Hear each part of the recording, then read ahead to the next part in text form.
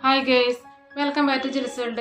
ഇന്ന് ഞാനിവിടെ വന്നിരിക്കുന്നത് നമ്മൾ കിച്ചണിൽ വർക്ക് ചെയ്യുന്ന ഓരോ ഹൗസ് വൈഫിനാണെങ്കിലും നമുക്ക് ചിലപ്പോൾ സമയത്ത് നമ്മൾ കിച്ചണിലൊക്കെ ഫാസ്റ്റായിട്ട് പണികൾ എടുക്കുമെങ്കിലും ബാത്റൂം ക്ലീനിങ് അതേപോലെ തന്നെ ക്ലീനിങ് പാർട്സ് ഒക്കെ വരുന്ന സമയത്ത് ഭയങ്കര മടിയായിരിക്കും.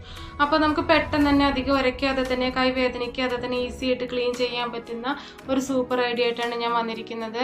അപ്പോൾ നിങ്ങളുടെ വീട്ടിലുള്ള ബാത്റൂം ക്ലോസറ്റ് ആണെങ്കിലും അതേപോലെ തന്നെ ടൈൽസ് ആണെങ്കിലും വാളാണെങ്കിലും ഒക്കെ നമുക്ക് ഇത് വെച്ചിട്ട് ക്ലീൻ ചെയ്യാവുന്നതാണ്. പിന്നെ അത് മാത്രമല്ല കേട്ടോ, കിച്ചൺ സിങ്ക് ആണെങ്കിലും പിന്നെ വാഷ് ബേസിനാണെങ്കിലും പൈപ്പാണെങ്കിലും ഒക്കെ നമുക്ക് ഇത് വെച്ച് ക്ലീൻ ചെയ്യാവുന്നതാണ്.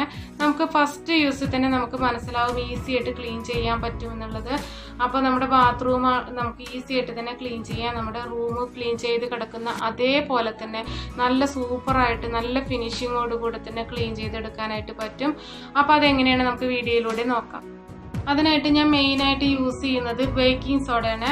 ഈ ബേക്കിംഗ് സോഡ, സോഡാപ്പൊടി, അപ്പ സോഡ എന്നൊക്കെ പറയണ ഒന്ന് തന്നെയാണ്. നമ്മൾ കുക്കിങ്ങിന് യൂസ് ചെയ്യുന്ന അതേ ബേക്കിംഗ് സോഡ തന്നെയാണ്.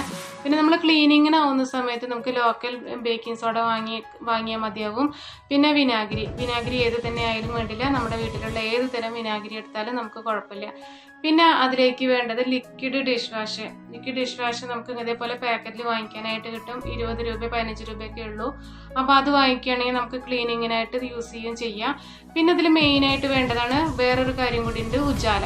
ഈ ഉജാല നമുക്ക് വസ്ത്രങ്ങളിൽ വെളുപ്പിക്കാൻ വേണ്ടി മാത്രമല്ല, ഇതേപോലെ ടൈൽസ്, ബാത്റൂം, കിച്ചൺ സിങ്ക് എല്ലാം നമുക്ക് വെളുപ്പിക്കാനും നമുക്ക് ഈ ഉജാല സഹായിക്കുന്നുണ്ട്.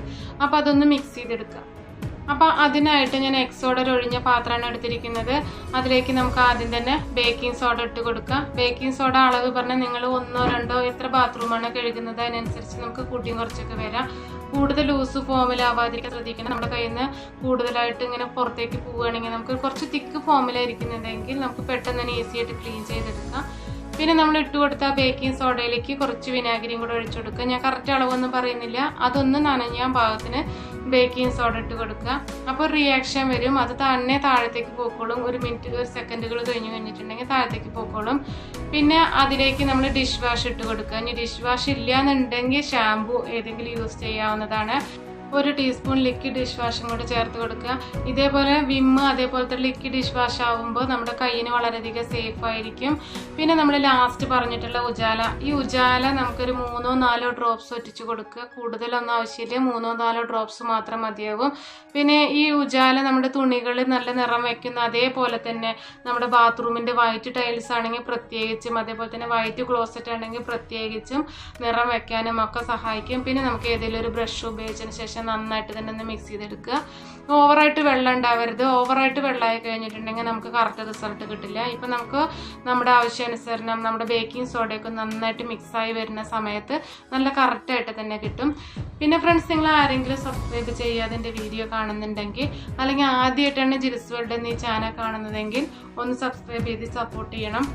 മാത്രമല്ല അതിനടുത്തുള്ള ബെല്ലൈക്കൺ കൂടെ എനേബിൾ ചെയ്ത് ഓൾ എന്ന ഓപ്ഷൻ ക്ലിക്ക് ചെയ്യണം. എന്നാൽ മാത്രമേ ഞാനിടുന്ന പുതിയ വീഡിയോസിൻ്റെ നോട്ടിഫിക്കേഷൻ ഞാൻ ഇടുന്ന സമയത്ത് തന്നെ നിങ്ങൾക്ക് ലഭിക്കുകയുള്ളൂ. അപ്പോൾ നമുക്കത് എങ്ങനെയാണ് നമ്മുടെ വാളിലൊക്കെ അപ്ലൈ ചെയ്യേണ്ടത് അതേപോലെ തന്നെ ടൈൽസിലൊക്കെ അപ്ലൈ ചെയ്യേണ്ടത് നോക്കാം.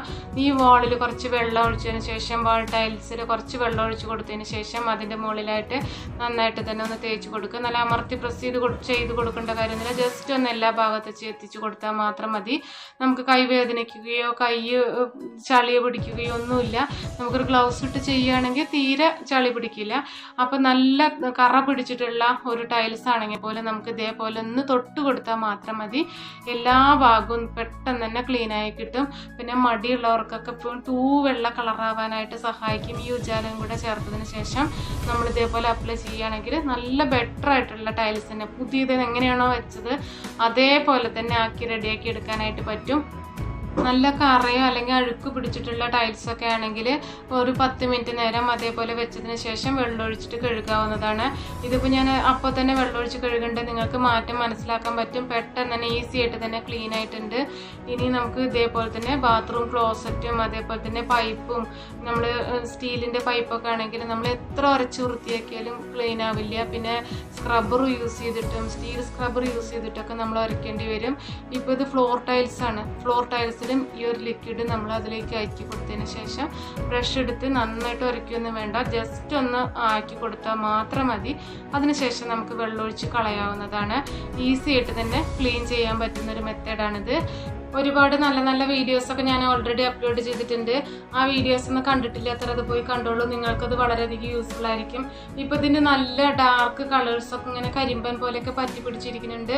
അപ്പോൾ ഞാൻ ജസ്റ്റ് ഒന്ന് അപ്ലൈ ചെയ്ത് കൊടുത്ത് ആ സെക്കൻഡുകൾക്കുള്ളിൽ തന്നെ വെള്ളമൊഴിച്ച് കഴുകിയ സമയത്ത് നമുക്ക് കണ്ടാൽ തന്നെ മനസ്സിലാവും, വീഡിയോ കണ്ടാൽ തന്നെ മനസ്സിലാവും, പെർഫെക്റ്റ് ആയിട്ട് ക്ലിയർ ആയിട്ട് വന്നിട്ടുണ്ട്. അപ്പോൾ നിങ്ങൾ എന്തായാലും വീട്ടിൽ ഇതേപോലെ ഒന്ന് ട്രൈ ചെയ്ത് നോക്കൂ. പിന്നെ ഈ ലോഷൻ വെച്ചിട്ട് തന്നെ നമുക്ക് ബാത്റൂമിൽ മാത്രമല്ല നമ്മുടെ വീട്ടിലെ എല്ലാ ടാപ്പുകളും, സ്റ്റീലിൻ്റെ ടാപ്പ് ആണെങ്കിൽ എല്ലാം നമുക്ക് ക്ലീൻ ആക്കി എടുക്കാനായിട്ട് പറ്റും. ഈ സ്റ്റീലിൻ്റെ ടാപ്പിലൊക്കെ കറുത്ത കളർ വന്നു കഴിഞ്ഞിട്ടുണ്ടെങ്കിൽ നമുക്ക് സ്റ്റീൽ സ്ക്രബ്ബർ യൂസ് ചെയ്തിട്ട് വേണ്ടി വരും നമുക്കത് ഉരച്ച് ക്ലീൻ ചെയ്യാനായിട്ട്. ഇതൊന്നും ആവശ്യമില്ല, ഈ ഒരു ലോഷൻ ജസ്റ്റ് ഒന്ന് അപ്ലൈ ചെയ്ത് വെള്ളമൊഴിച്ച് കഴുകിയാൽ തന്നെ നമുക്ക് ക്ലീൻ ആയിട്ട് തന്നെ കിട്ടും. ഇത് നമുക്ക് ബാത്റൂമിൽ മാത്രമല്ല കേട്ടോ, നമ്മുടെ വീട്ടിലെ എല്ലാ ഭാഗത്തുള്ള സ്റ്റീൽ ടാപ്പുകൾ കംപ്ലീറ്റ് ക്ലീൻ ചെയ്യാനായിട്ട് പറ്റും. പിന്നെ നമ്മുടെ ബാത്റൂമിൽ യൂസ് ചെയ്യുന്ന ബക്കറ്റ്, ഈ ബക്കറ്റിൽ എപ്പോഴും നമ്മൾ വെള്ളം യൂസ് ചെയ്യുന്ന കാരണം അതിലൊരു വഴുപ്പ് എപ്പോഴും ഫീൽ ചെയ്യും.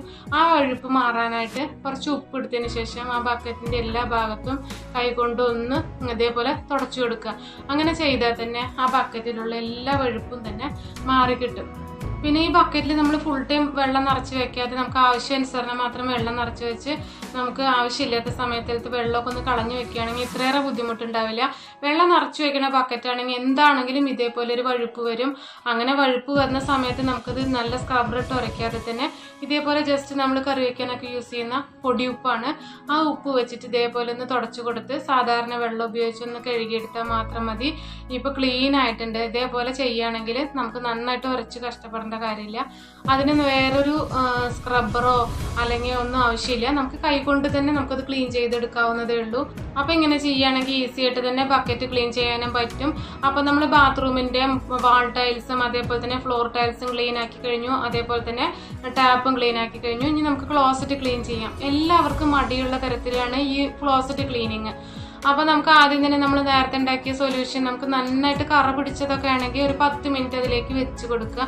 ആദ്യം ഒന്ന് വെള്ളം ആക്കിയതിന് ശേഷം നമ്മുടെ ഈ മിക്സിലേക്ക് എല്ലാ ഭാഗത്തും ഒന്ന് അപ്ലൈ ചെയ്ത് കൊടുക്കുക.